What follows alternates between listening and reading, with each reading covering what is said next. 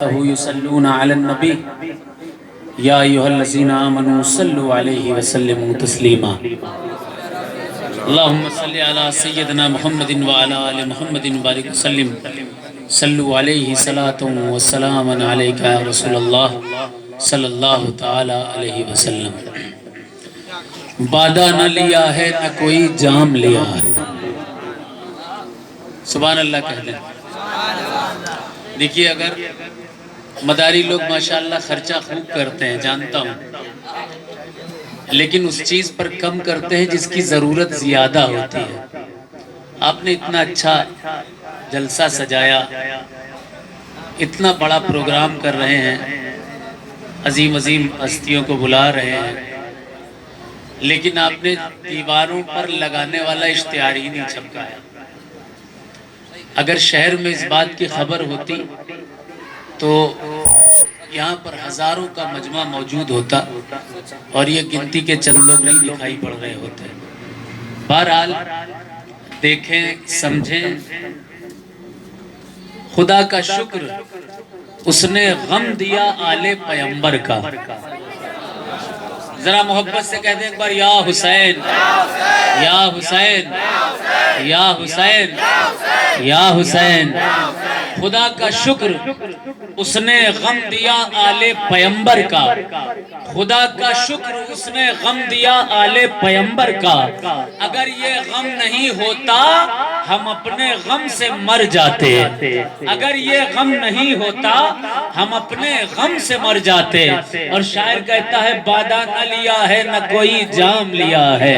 علامہ ادیب فرماتے ہیں بادہ نہ لیا ہے نہ کوئی جام لیا ہے، جب حد سے بڑھا غم تو تیرا نام لیا ہے۔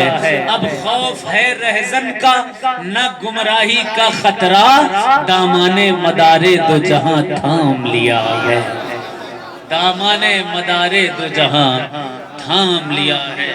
حضرات، میں نے قرآن مقدس کی ایک آیت کی تلاوت کی ہے، میں کچھ گفتگو زیادہ نہیں کروں گا کیونکہ آپ حضرات جانتے ہیں، بس 4 5 7 منٹ جتنا بھی بتا سکتا ہوں ایک ضروری اور اہم بات آپ حضرات کو بتانا چاہتا ہوں۔ یہاں زیادہ تر تعداد وہ مدار پاک کے سلسلے کی شاہ برادری کے لوگوں کی ہے۔ میں کتاب لکھ رہا ہوں ملنگ، حاجی ملنگ رحمت اللہ علیہ کے آستانے پر والد صاحب کے خلفاء اور مریدین جب ہوئے، انہوں نے کہا کہ ان کی ہسٹری پر کچھ لکھا جائے، تو میں نے بسم اللہ کی، سوچا انہی کا لکھوں گا، لیکن جب ان کی تحریر مکمل ہوئی تو سوچا والد صاحب سے بات بھی کہا کہ ملنگ ہی کی اگر بات لکھ رہے ہیں آپ تو پھر سب سے پہلے ملنگ جو ہیں ہندوستان کے جو بانی ہیں ملنگیت کے، حضور جمال الدین جانمن جنتی سے شروع کرو۔ میں نے حضور جمال الدین جانمن جنتی کی تحریر لکھنا، ان کی سوانح حیات لکھنا شروع کی۔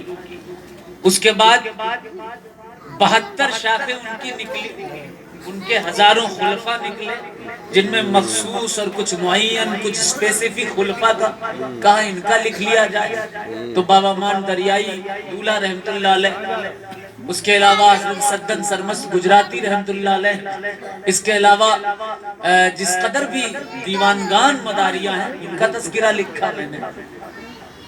پھر سوچا ارے سارے تو ہو رہے ہیں، مجنو شاہ ملنگ مداری رہ جا رہے ہیں، چلو ان کا بھی لکھ لیتا ہوں۔ کتابوں کو غور و خوض کر کے یہاں وہاں سے انگلش، عربی، اردو، ہندی، جہاں جو حوالے جات ملے، حاجی ملنگ رحمت اللہ علیہ کے بعد پھر ان کا بھی سوانح حیات لکھ دی۔ جب ان کی سوانح لکھ رہا تھا میں، تو مجھے ایک بہت اہم اور خاص چیز کتاب میں ملی جو شاہ برادری کے لوگوں کو جاننا بہت سخت اور اہم ضروری ہے۔ آپ نے کبھی سوچا ہے کہ تقریباً 800 سال پہلے، میں ناظم اجلاس بھی بیٹھے ہیں اور تمام علماء اہل سنت بیٹھے ہیں، کہیں مدار پاک کے تعلق سے لوگ سمجھ نہیں پاتے، جب سمجھ نہیں پاتے تو مخالفت کرتے ہیں، انہیں پتہ ہی نہیں ہوتا ہے کہ مدار پاک کون ہے، ان کی ذات کیا ہے، ان کا مقام اور مرتبہ کیا ہے، انہوں نے کیا خدمت کی ہے۔ اگر ایسا کوئی انسان ہو تو اس سے لڑنے جھگڑنے بحث کرنے مارا پیٹی کرنے کی ضرورت نہیں ہے۔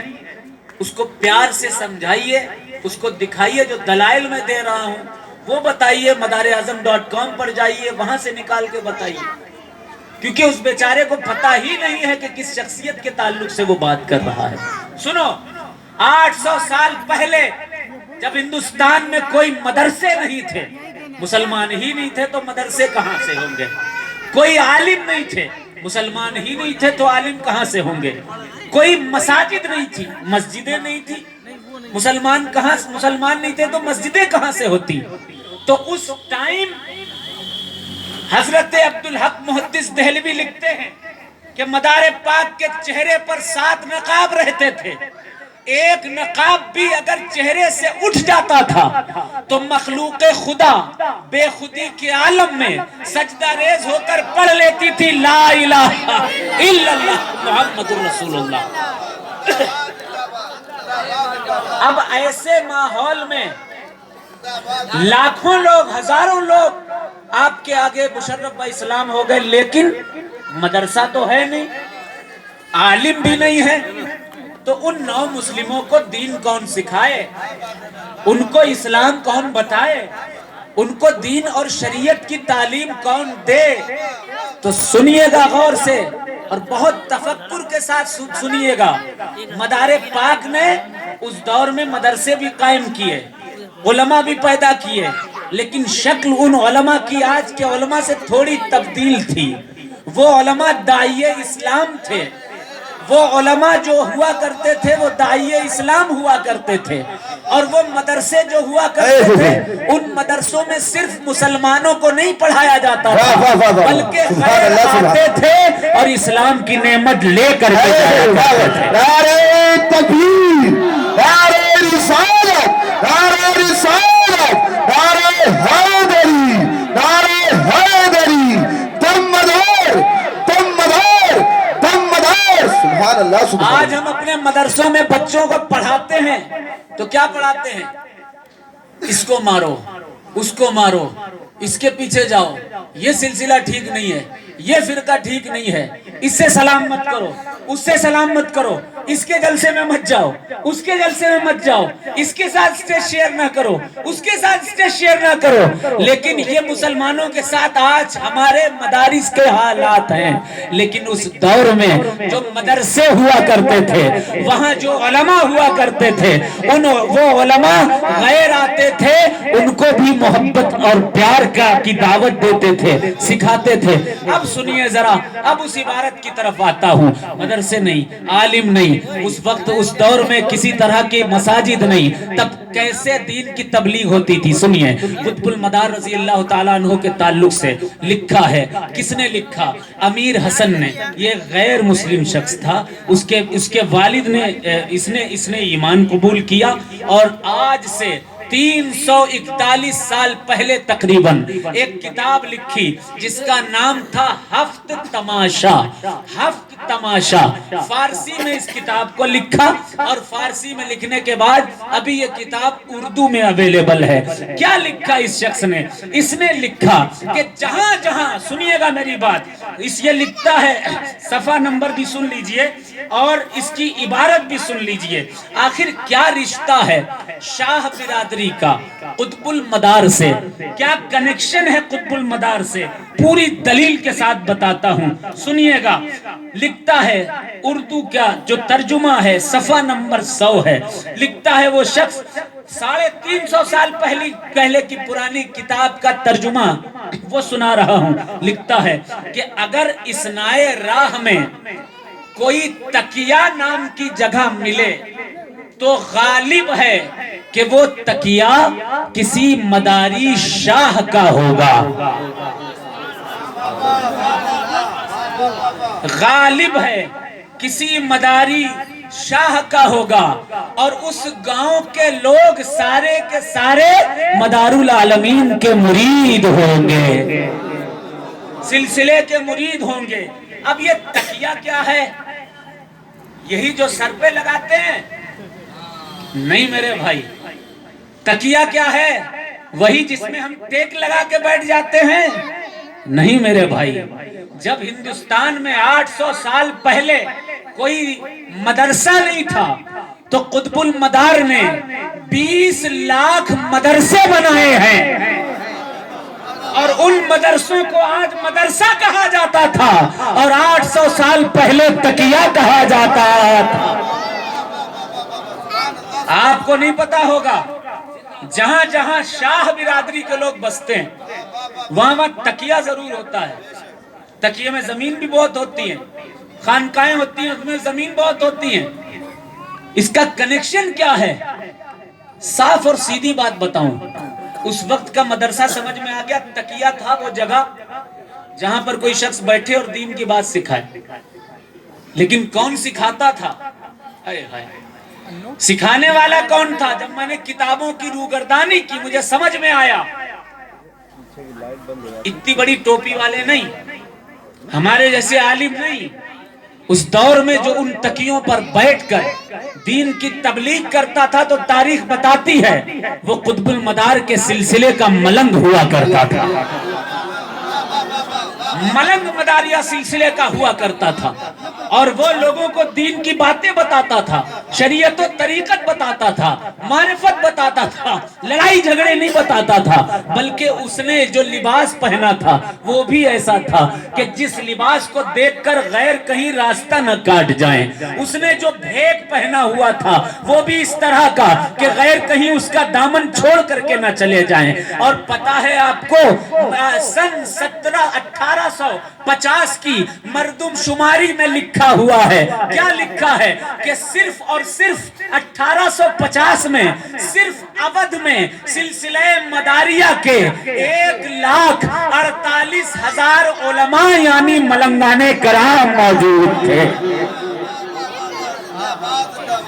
میں یہ سب باتیں کوئی ہوائی نہیں کر رہا ہوں۔ جب دنیا اس قوم کو حقیر دیکھنے لگی تب مکن پور شریف کے سادات نے اس کو حقیقت اس کی بتائی کہ تم حقیر نہیں ہو، تم دین دینے والے ہو، تم دین سمجھانے والے ہو۔ کانپور میں کتنے ایسے تکیے ہیں جہاں کے تکیے داروں کو ہی نہیں پتا کہ وہ مدار پاک کی نسبت یافتہ،